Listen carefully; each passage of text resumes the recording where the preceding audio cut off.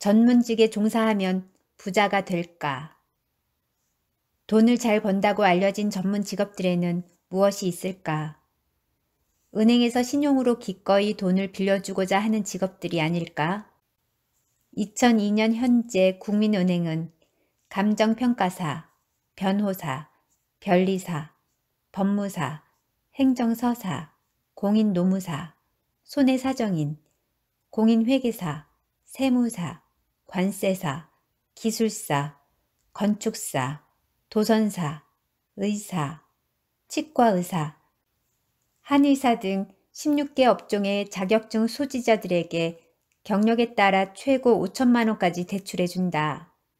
우리 은행은 변호사, 세무사, 법무사, 공인회계사, 세무사, 의사, 약사 등에게 최고 1억 원까지 신용으로 대출해주며 개업 의사에게는 최고 2억 원까지 신용으로 대출해준다. 한의사, 치과의사 포함이다. 외환은행은 의사, 변호사, 회계사, 법무사 등에게 최고 1억 원까지 신용대출해준다. 여기서 언급된 직업들 중 내가 보기에 부자가 되기에는 전혀 신통치 않은 전문 직업이 서너 개 있는데 은행에서 세부적인 실상을 모르는 것 같다. 그 자격증이 어떤 것인지를 말해주고도 싶지만 그 자격증 소지자들의 체면을 생각하여 입을 다문다. 여기서 언급된 직업의 자격증을 따려는 사람들은 반드시 10년 이상의 선배들에게 실상을 물어보아라. 현재 월 300만 원 버는 것도 쩔쩔매는 분야가 몇 개 있으니까 말이다. 도선사는 파이로트라고 하는데 이 직업에 대해 일반인들은 전혀 모르지만 아무나 할 수 있는 직업은 아니다. 수입이 너무나도 많아 오래전 국회에서 논란이 되어 도선법을 개정시켰지만 아직도 상당한 고소득자들이며 한국에는 수백 명이 있다. 내가 은행이라면 나는 앞에서 언급된 직업을 가진 사람들이 가난한 집에서 태어나 물려받은 재산이 없고 배우자도 돈이 없다면 자격증을 획득한 지 10년이 되었더라도 신용으로 3천만 원을 대출하여 주는 것도 좀 꺼려 하겠지만 도선사에게는 1억 원까지도 담보 없이 대출하여 줄 것이다. 이러한 전문직들이 대체적으로 다른 직업들보다 경제적으로 더 우월한 가치와 지위를 갖고 있는 것은 사실이다. 그러나 딱 잘라 말해서 그런 직업을 가진 사람들이 다른 직업을 가진 사람들보다 경제적으로 넉넉한 수입을 얻을 가능성이 높은 것은 사실이지만 그들 모두가 부자가 될 수 있는 것은 아니며 큰 부자가 나오기도 쉬운 것은 아니다. 왜 그럴까? 그 어떤 유망한 전문직이라도 동일한 자격증이나 면허를 보유한 사람들은 갈수록 늘어난다. 그 결과 경쟁이 치열해지고 그 자격증에 대한 사회의 대가는 갈수록 적어지게 된다. WTO 체제하에 놓인 개방사회에서는 그 어떤 유망 직종이라도 경쟁 때문에 몸값은 점점 더 하락하게 된다. 공부를 많이 한 전문직 종사자들에게 공통적으로 하고 싶은 말이 있다. 공부를 많이 했으므로 돈을 많이 벌고 잘 살아야 한다는 생각은 절대로 갖지 말라. 이 세상에는 당신보다 가방끈이 더 긴 사람들이 부지기수이다. 게다가 당신이 갖고 있는 면허증이나 자격증을 똑같이 갖고 있는 사람들이 수없이 많다는 것을 분명하게 인식하고 있어야 한다. 당신의 경쟁자들은 비자격자들이 아니라 바로 당신과 똑같은 자격증이나 면허증을 가진 사람들이다. 전문직 종사자들의 여러 협회는 자신들의 기득권을 보호하고자 어떻게 해서든지 진입장벽을 높게 만들려고 노력하는 경향이 있다. 과잉 공급 어쩌고 저쩌고, 서비스의 질 향상 어쩌고 저쩌고 그럴듯한 명분을 내세우면서 자격시험 합격자 수를 제한하려는 것이 그 대표적 사례이다. 원래 전문가 집단들은 속내를 숨긴 명분을 내세우는데 탁월한 재능이 있다. 그러나 그들에게 돈을 지불하는 소비자들은 그러한 기득권 보호를 어떻게 해서든지 국민의 이름으로 철폐시키려고 한다는 것을 명심해라. 그렇다면 전문직 종사자들은 어떻게 해야 경제적 자유를 얻을 수 있는가? 먼저 약점을 스스로 알아야 한다. 전문직 종사자들에게 공통적으로 나타나는 현상이 있다. 첫째는 자부심이다. 자기를 대단한 전문가로 생각한다. 그러나 전문가라는 것은 특정 분야에 대해 일반인들보다 더 많이 안다는 것뿐이지 같은 직종의 다른 전문가들과는 비슷비슷한 수준이라는 뜻이다. 그러므로 고객이 볼 때는 그놈이 그놈일 수도 있다. 둘째, 직원들에 대한 대우가 일반적으로 형편없다. 자기의 면허증으로 직원을 먹여 살린다는 생각이 강하기 때문에 직원들의 교육이나 고객 서비스에 대하여 무심하다. 그리고 그 직원들 때문에 고객이 떨어져 나가기도 한다는 것을 잘 모른다. 셋째, 다른 분야에 대해서는 정말 잘 모른다. 마케팅이나 경영, 고객 만족, 재테크 등에 관하여 잘 모르는 것을 은근히 자랑으로 생각하는 풍조도 있다. 부동산에 대해서도 잘 모르기 때문에 건물을 사면 대부분 바가지를 쓴다. 새겨 들어라. 나는 부동산을 팔 때 구매자가 전문직 종사자일 경우를 제일 좋아한다. 팔 때는 시세도 잘 모르면서 무조건 비싸게 내놓는다. 그래서 나는 부동산 매입 시에는 전문직 종사자들을 상대하려고 하지 않는다. 반면에 자기 수입이 적으면 그저 세상 탓만 하고 제도가 잘못되었다고 믿는다. 넷째, 자기가 관련된 분야에서 새로운 지식을 흡수하는 속도가 뜻밖에도 느리다. 그저 자기가 공부했을 때 교과서에 담긴 지식만을 꽉 껴안고 사는 경향이 강하다. 전문직에 종사하게 된 이후부터는 더 이상 다른 공부를 하지 않는 사람들도 많다. 그러다 보니 실력들이 고만고만하게 된다. 어느 전문직이건 언제나 이긴 자가 전부 가지는 사회이다. 승자 독점 시장이라는 말이다. 예컨대 바쁜 의사는 숨을 돌릴 틈도 없이 환자들이 밀려들지만 그런 의사의 수는 얼마 안 된다. 나머지 사람들은 모두 들러리로 전락하게 된다. 변호사나 다른 전문직들 역시 마찬가지다. 이러한 현상을 가장 잘 설명한 책이 있다. 미국 코넬대 경제학 교수인 로버트 프랭크와 듀크대 공공정책 교수인 필립 쿡이 공동 집필한 이긴 자가 전부 가지는 사회가 그것이다. 2008년에 승자 독식 사회라는 제목으로 재출간되었다. 이 책의 번역판이 CM 비즈니스라는 출판사에 의하여 한국에 소개된 것은 1996년이었지만 이 책을 소개한 신문은 내 기억으로는 오직 한겨레 신문뿐이었기에 잘 알려지지 않았다. 책이 좀 두껍고 학술적이고 이론적인 면도 다루다 보니 지루한 느낌을 주어 잘 팔리지 않는 바람에 결국 출판사는 그 책 한 권을 마지막으로 사라져 버렸다. 하지만 이 책은 전문 직업인들 뿐만 아니라 일반인들도 반드시 읽어야 할 좋은 책이다. 단, 교수가 아니라면 전반부만 읽어라. 전문직 종사자가 그 집단에서 승자가 되어 부자가 되려면 관련된 다른 모든 분야들에 대해 관심을 가져야 한다. 예를 들어 토목기사 자격증이 있다고 안심하지 말라. 구조에 대해서도 알아야 하고 건축에 대해서도 알아야 하며 심지어 인테리어도 알아야 비로소 사람들이 당신을 찾을 것이다. 이것은 변호사나 의사도 마찬가지이다. 다중 전공이 필요하다는 말이다.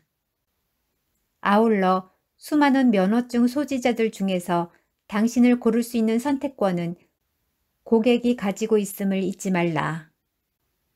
모든 고객에게 성심성의껏 최대한 잘하라. 예컨대 의사는 절대 반말을 하지 말라. 당신의 환자는 당신보다 열등하여 몸이 아프게 된 사람이 아니다. 당신이 돈을 받는 한 그는 당신보다 나이가 어려도 당신의 손님이다. 마지막으로 전문직 종사자들은 갑자기 떼돈을 벌 기회가 거의 없다. 면허증 하나만 믿고 섣불리 빚을 지지 말라는 말이다. 월 수입이 다른 봉급 생활자보다 많다고 해도 그 수입은 언제나 경기에 민감하게 변동한다. 그러므로 재테크에 관심을 갖고 경제신문을 반드시 읽어라. 특히 부동산에 대해 많이 배워두어라. 생명보험도 반드시 들어라. 당신이 갑자기 죽으면 당신 가족은 정말 살기 힘들어진다. 구멍가게는 가장이 죽어도 가족들이 가게를 꾸려나갈 수 있다. 어느 소아과 의사가 양심을 속이지 않고 돈을 더 벌 수 있는 법을 물어본 적이 있다. 당연히 환자가 몰려들면 된다. 그렇다면 아줌마들에게 인기 있는 의사 선생님이 되려면 어떻게 해야 할까? 소아과 환자가 오면 그 보호자에게 남편의 직업이나 가족관계 같은 개인적인 사항들을 물어본다. 아이들에게도 이것저것 물어보아라. 그리고 진료 기록에 자기만 알아볼 수 있는 문체나 영어로 그 내용을 기록해 놓아라. 그리고 그 환자가 다시 오면 그 내용을 보고 남편이 이러저러한 일을 하신다고 하셨지요? 요즘은 어떠세요? 둘째 아이는 요즘 어떻습니까? 라고 물어보아라. 말을 많이 하면서 관심을 적극적으로 보이라는 말이다. 그렇게 1년만 해보아라. 수입이 증가한다. 물론 인근의 다른 소아과 의사는 임대료와 인건비를 걱정하게 되겠지만 모든 의사들이 이 글을 본다면 그래서 또 다시 경쟁에서 이길 수 있는 길을 찾게 된다면 그때 가서 다시 내게 물어보아라. 그때가 되면 상담비 명목으로 거액을 내야 하는데 돈으로 달라는 게 아니고 세이노가 지정하는 병원에서 무료 진료 며칠 뭐 이런 식으로 해달라고 할 것이다. 전공은 취직하는 데 있어 어떤 역할을 하는가? 학력과 학벌을 기준으로 사람을 선택하는 집단에서는 개인의 적성보다는 인류대 졸업장이 더 중시되지만 전공과 상관없이 무조건 인류대 출신이라고 경제계로부터 환영을 받게 되는 것은 아니다. 취직을 하려면 일단은 학벌도 중요하지만 전공도 큰 영향력을 가진다. 취직을 하지 않는다면 전공이나 학벌은 큰 의미가 없다는 것을 반드시 기억할 것. 채용 포털 사이트 잡코리아가 구직자 3,011명에게 물었을 때 응답자의 63.9%는 현재 고3 입시생에게 본인의 전공 학과나 출신 대학의 입학을 추천하지 않겠다고 응답했다. 이게 무슨 뜻일까? 인류 대학에 취직 잘 되는 전공을 택하라는 말이다.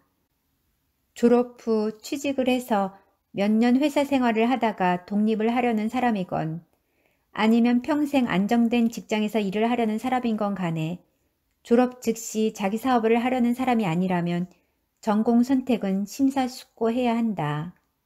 그러나 먹물들은 입시생들에게 세상에 어떻게 이바지할 것인가를 생각하면서 월급은 적더라도 이 사회에서 필요로 하고 적성에도 맞는 직업을 염두에 두고 전공을 선택하라고 권유하면서 인류대 졸업장보다는 개인적으로 관심이 있는 분야를 배우라고 말할 것이다.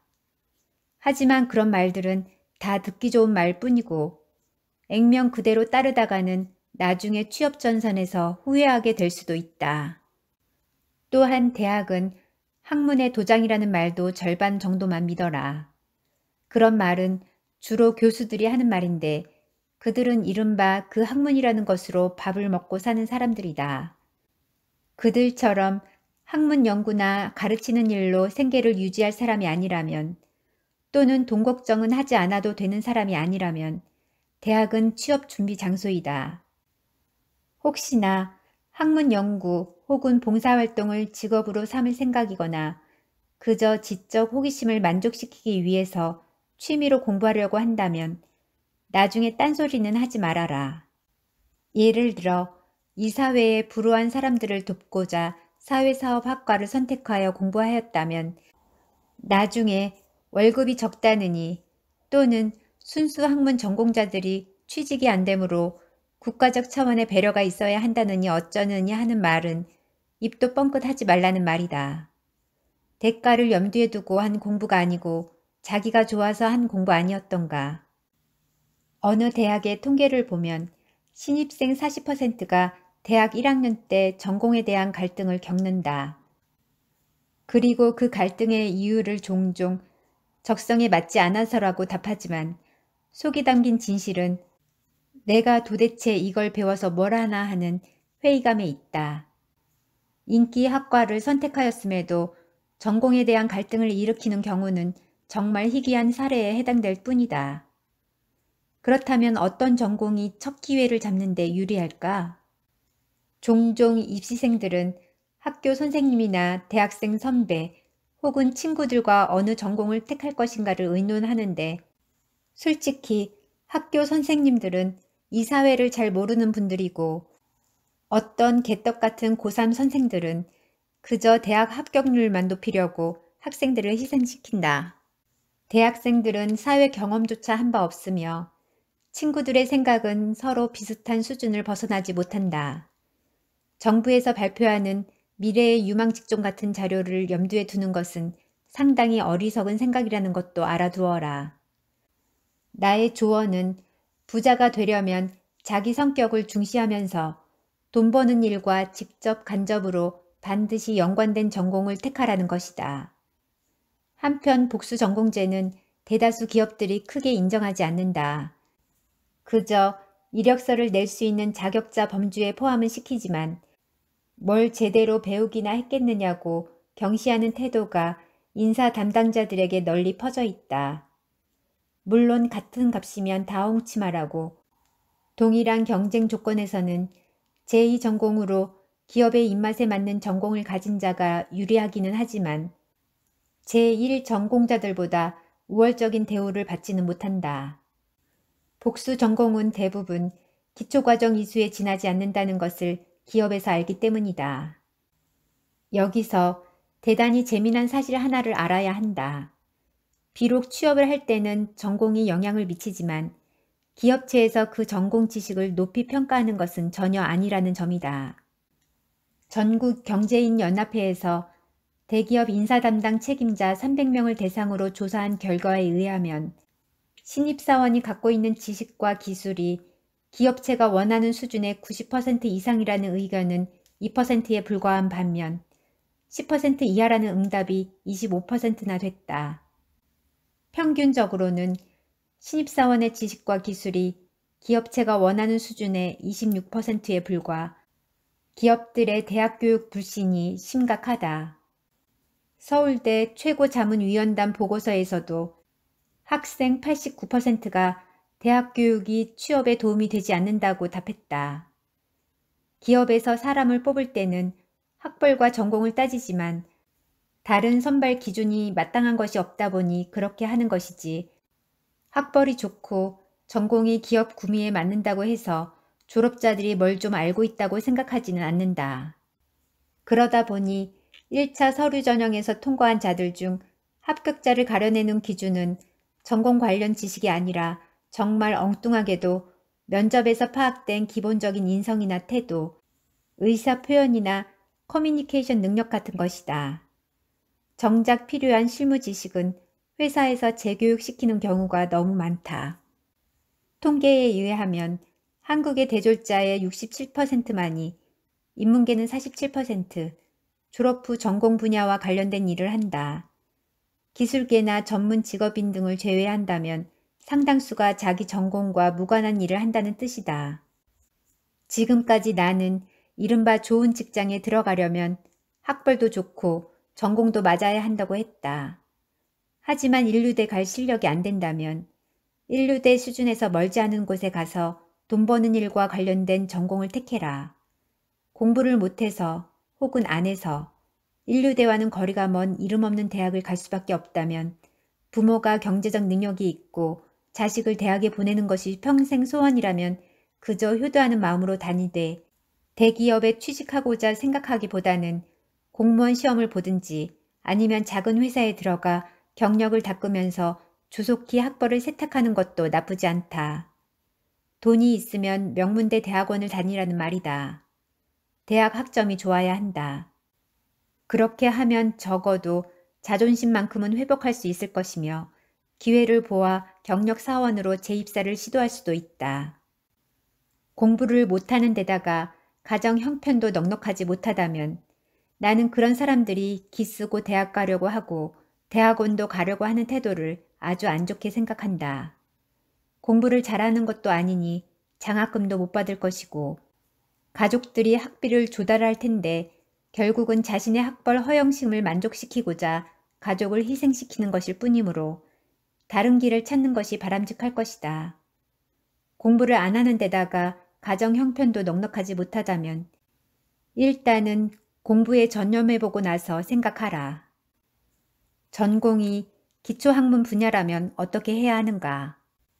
봉급 생활자로 살고 싶다면 공무원 시험이나 고시 등이 탈출구가 될 것이다.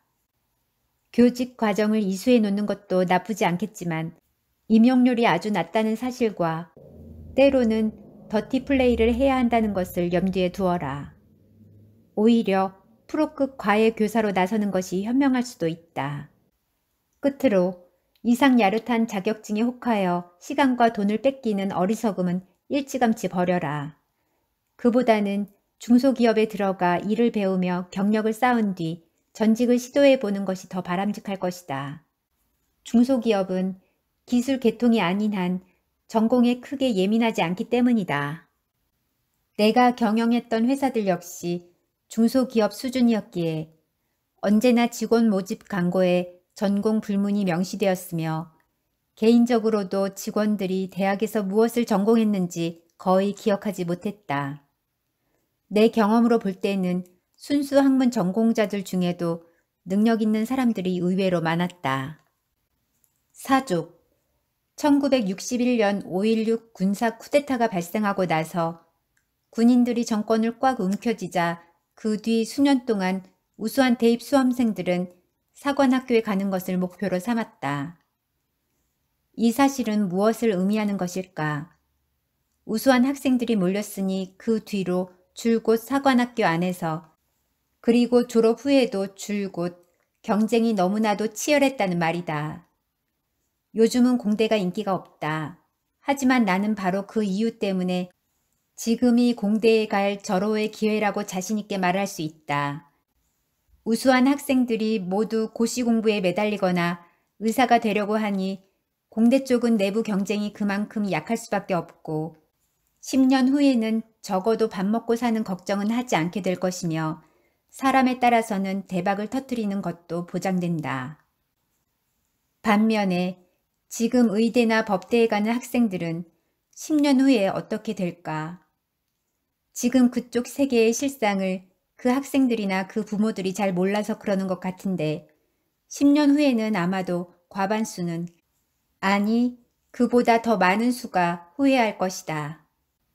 앞에 글은 2004년경에 올린 글이며 그로부터 15년이 넘은 현재의 상황에서 공대, 의대, 법대 출신자들의 상황을 살펴보아라.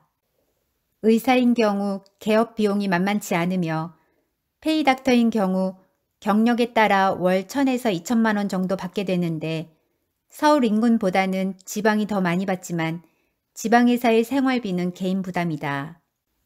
변호사의 수입은 평균적으로 그보다 더 낮아졌다. 삼성전자나 하이닉스의 경우는 30대 초반에 수억 원을 받는 경우도 드물게 있으나 지방 근무라는 불편함이 있다. 물론 의대의 매력이 전부 사라진 것은 전혀 아니다. 비록 주 6일 근무가 당연시되고 보험진료 기반이기에 정부 규제가 크고 의료사고 위험도 존재하지만 의사들의 수입은 같은 의대를 졸업하였다면 1등과 꼴등의 편차가 크지 않으며 여러 가지 이유로 일을 그만두었다가도 다시 일을 할 수도 있고 개업의인 경우에는 진료 과목에 따라 70세가 넘어서도 할 수 있으나 육체적 현장성이 너무 강하다. 공대나 법대인 경우에는 졸업한 후 1등과 꼴등의 격차가 일을 하는 과정에서 능력에 따라 점점 더 크게 벌어진다.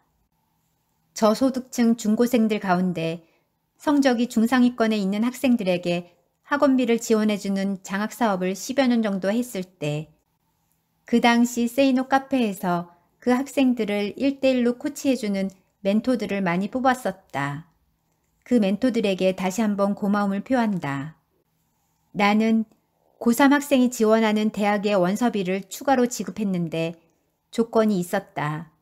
그 지원 학과가 내 마음에 들어야 했다. 이류대학에 속하는 곳의 국제경영학과 지원 원서비는 지원하지 않으면서 꿈 깨라.